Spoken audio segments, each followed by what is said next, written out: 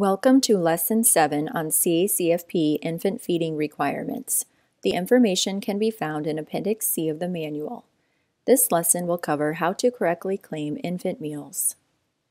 If the parent supplies breast milk or a reimbursable formula, the meal may be claimed for infants 0 to 5 months when no other meal components are required by the meal pattern. Meals can be claimed if the mother breastfeeds at the center as long as the center provides the other required foods when the child is ready for solids.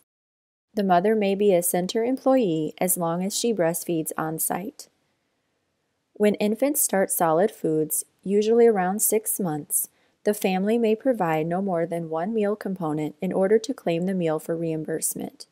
The component may be breast milk, formula, or a solid food. The component provided by the parent must be reimbursable to count toward meeting meal pattern requirements. A center staff member or supervisor must be assigned to ensure only reimbursable meals are included in the claim for reimbursement. We will discuss the items that must be evaluated before the meals can be included in the claim. First, the menus must indicate the infant's age in months to identify which meal pattern must be followed for 0 to 5-month-olds or 6 to 11-month-olds. Items provided by the parent should be marked with an X. This makes it possible for the person reviewing the menus to ensure the center provided all but one meal component for infants ready for solid foods. If the parent provides more than one component, the meal should be zeroed out and not included in the claim for reimbursement. Next, meal participation records must be checked against menus. Meals may not be claimed if the menu for that meal is missing.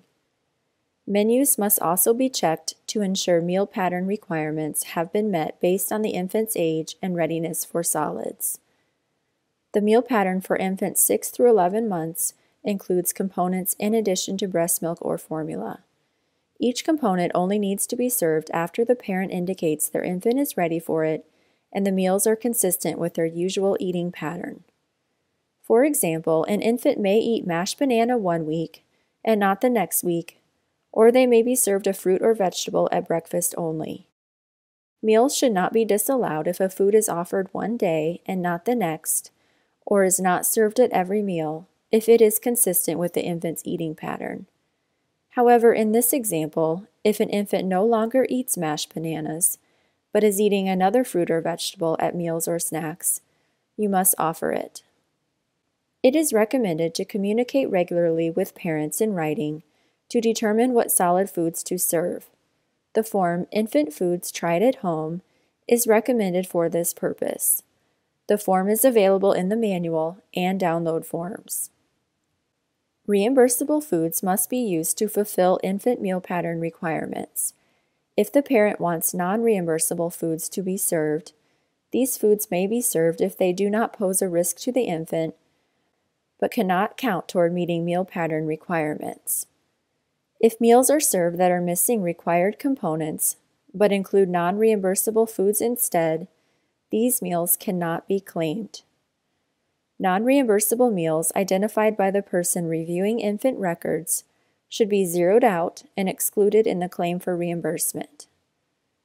If an infant is unable to follow the meal pattern, a diet modification request form must be on file and followed in order for their meals to be claimed. This topic is covered in Module 2. This concludes the lesson on claiming meals correctly. Contact the state agency or your area consultant if you have questions. Contact information can be found in the front of the CACFP Administrative Manual.